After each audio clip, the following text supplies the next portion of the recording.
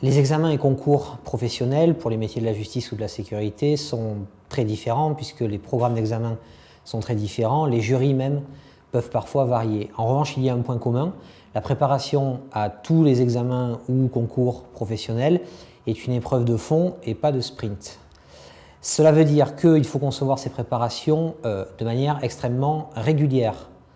On dit toujours à nos étudiants qu'il vaut mieux travailler 1 heure par jour pendant 7 jours que 7 heures pendant une seule journée. Il faut concevoir ces préparations en termes de régularité.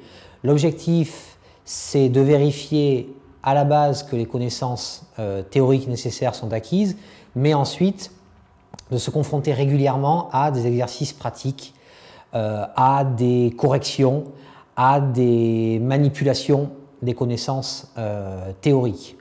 Les épreuves écrites ne peuvent être préparées que de cette manière. Il s'agit de faire preuve de régularité.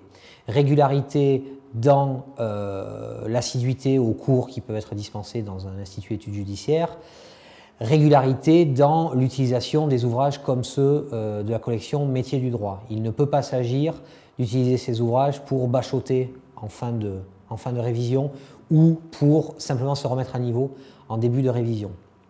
S'agissant des épreuves orales, elles sont elles aussi extrêmement diverses. Il peut y avoir des épreuves collectives, des épreuves individuelles, des épreuves techniques, voire des épreuves d'éloquence.